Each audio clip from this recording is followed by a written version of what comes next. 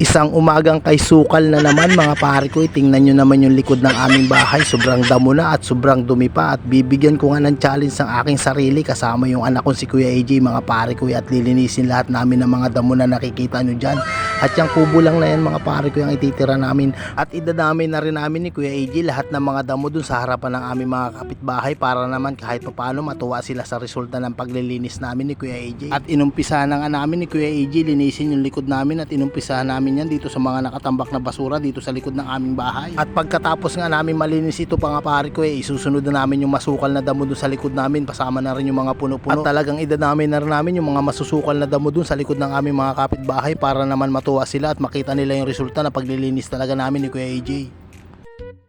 A few moments later.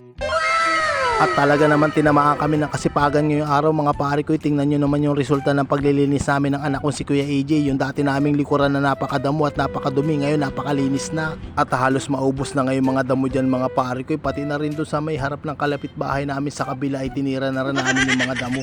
At tingnan nyo naman mga pare ko, sa sobrang kasipagan niya na tumama sa amin ngayong araw, pati doon sa dulo ay nilinis na rin namin. At talaga naman napakaganda ng resulta ng paglilinis namin na ito ni Kuya AJ. Tingnan nyo naman mga pare ko, nagkaroon pa ng pangalawang kalsada. Tingnan mo nga naman, kanina yung likod namin na napakadamo at napakasukal, ngayon napakahawa na.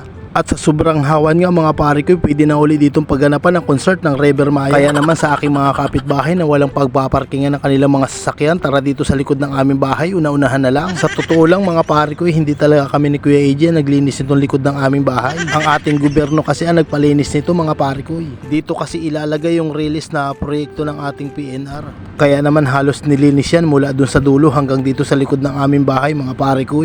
Nakakalungkot nga lang tingnan sa ngayon yung likod ng aming bahay. Dati kasing napakaraming puno dito at marami ring mga tanim na mga gulay-gulay. At sa ngayon naubos na talaga yung mga puno at ibang mga tanim dito sa likod ng aming bahay. At nawala na rin kami ng mapreskong matatambayan sa tuwing mainit ang panahon. Wala tayong magagawa dyan sa ngayon mga pare ko, kasi pag mamayari ng gobyerno yan lupa na yan. Yan ngang mistulang kalsada na yan ang pagtatayuan ng release ng tren na biyaheng papuntang Bicol at papuntang Maynila mga pare ko. Sigurado pag inumpisa na ng PNR gawin yung mga release dyan ay hindi na sariwang hangin ang papasok sa loob ng aming bahay, kundi mga sariwang alikabok na. Ay siya mga pare ko, hanggang dito na lang muli ang aking ganap. Salamat sa panonood, sa susunod uli ha.